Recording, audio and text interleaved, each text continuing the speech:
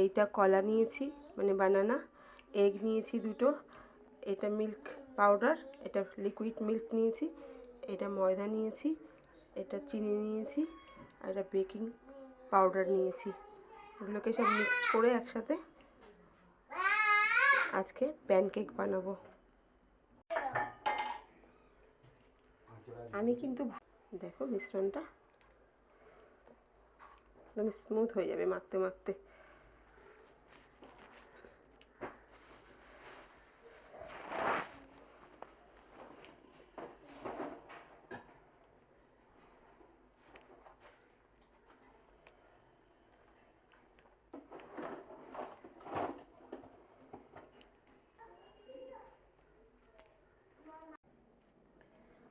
আমার কাছে ভ্যানিলা এসেন্সটা শেষ হয়ে গেছে।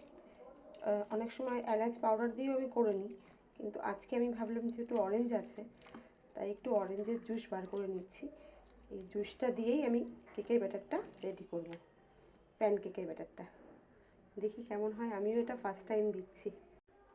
দেখো আমি জুসটা ছেঁকে দিয়ে দিয়েছি, একটু বেকিং পাউডারও দিয়ে দিলাম, আর একটু সামান্য সল্ট দিয়ে দিলাম। এবার একে হ্যান্ড ব্লেন্ডার দিয়ে মিক্সড করে নেব।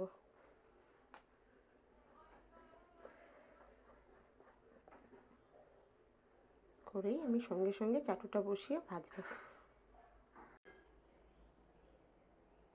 একটু আমন্ড, কাজু আর কিশমিশটাকে ছোটো ছোটো করে কেটে নিয়েছি ডেকোরেশনের জন্য।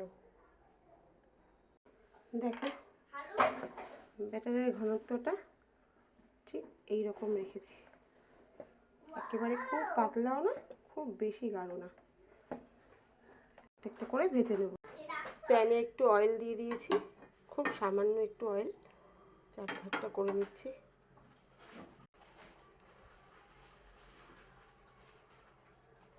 মিক্সচার ব্যাটারটা রেডি থাকলে খুব কম সময় কিন্তু প্যানকেক হয়ে যায়, তাই আমি মাঝে মাঝেই মর্নিংয়ে সবার জন্য এটা করে দিই। সবাই বলতে আমার বর আর বড় ছেলে।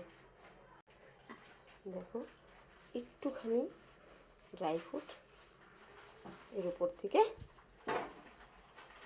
কাজু, আমন্ড আর কিশমিশ একটু দিয়ে দিলাম।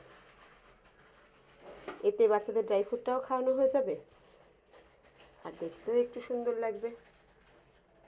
এক সাইড হয়ে গেছে, আর এক সাইড আমি উল্টে দিয়েছি। দেখো একটা প্যানকেক রেডি হয়ে গেছে, এটাকে আমি নামিয়ে নেব।